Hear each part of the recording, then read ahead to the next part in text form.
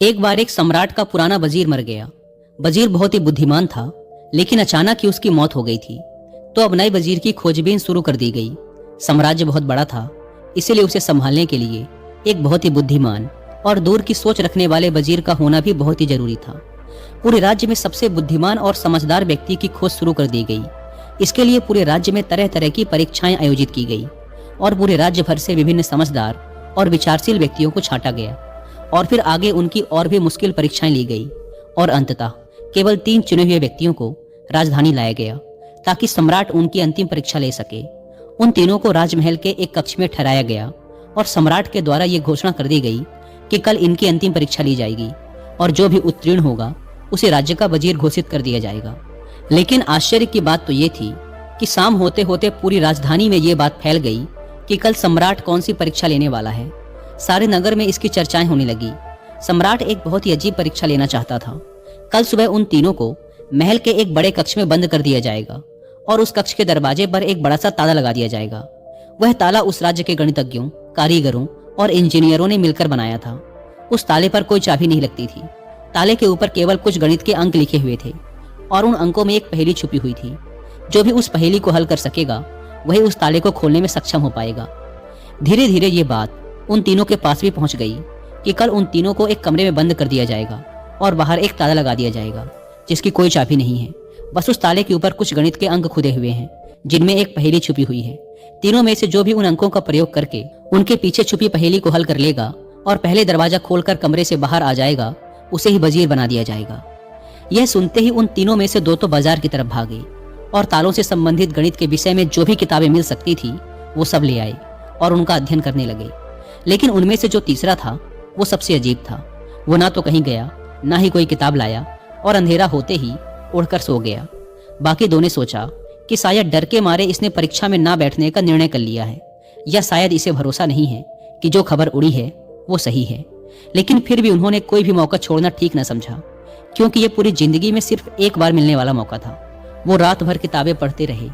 तालों के विज्ञान से संबंधित जो भी साहित्य उन्हें मिला वो सब उन्होंने पढ़ डाला। सुबह हुई तो वो तीसरा व्यक्ति सोकर उठा और उन तीनों को सम्राट के समक्ष प्रस्तुत किया गया। वहां उन्हें पता चला कि जो अफवाह उड़ी थी वो सत्य थी। उन तीनों को एक बड़े से कक्ष के अंदर बंद कर दिया गया। उसके बाहर एक ताला लगा दिया गया जिसके ऊपर कुछ गणित के अंक खुदे हुए थे। सम्राट ने कहा, तुम तीनों में से जो भी इन अंकों में छुपी पहेली को हल कर लेगा वही दरवाजा खोल पाएगा और जो दरवाजा खोलकर सबसे पहले मेरे पास आएगा मैं उसे अपना वजीर बना लूंगा। मैं तुम तीनों का बाहर इंतजार करता हूँ। इतना कहकर सम्राट वहां से चला गया। वो 2 व्यक्ति जिन्होंने रात भर पढ़ाई की थी अपने वस्त्रों में कुछ किताबें छिपाकर ले आए थे। दरवाजा बंद होते ही उन्होंने वो किताबें बाहर निकाली और ताले पर लिखे नंबरों को एक कागज पर लिखकर उनके हल खोजने शुरू कर दिए।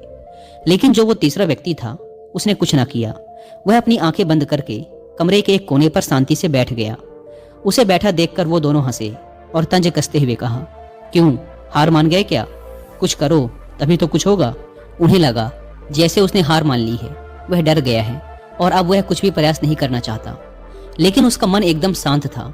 उसकी आंखों से स्थिरता झलक रही थी। वह परेशान नहीं मालूम पड़ता था। वह बैठा रहा। फिर अचानक उसे कुछ सूझा। वह उठकर दरवाजे के पास आया और धीरे से उसे धक्का दिया और यह क्या, दरवाजा खुल गया। वह कमरे से बाहर चला गया। लेकिन वो दोनों व्यक्ति अपनी किताबों में ही डूबे रहे। उन्हें पता भी ना चला कि वो तीसरा कमरे से बाहर जा चुका है। उन्हें तो पता ही तब चला जब सम्राट उस तीसरे व्यक्ति को लेकर अंदर आया और बोला, बंद करो अपनी ये किताबें। जिसे बाहर निकलना था वो तो कब का निकल चुका। यह देखकर वो दोनों दंग रह गए और पूछा, आखिर तुम बाहर कैसे निकले? सम्राट ने कहा, ताला तो लगाया ही नहीं गया था, क्योंकि बंद ताले को तो खोला जा सकता है, लेकिन जो ताला लगाया ही ना गया हो उसे कैसे खोलोगे? ये आदमी तुम तीनों में सबसे ज्यादा समझदार है, क्योंकि इसने समझदारी का पहला परिचय दिया। इसने ताले पर लिखे अंकों को हल करने से पहले यह जानने का प्रयास किया कि आखिर ताला लगा भी है या नहीं।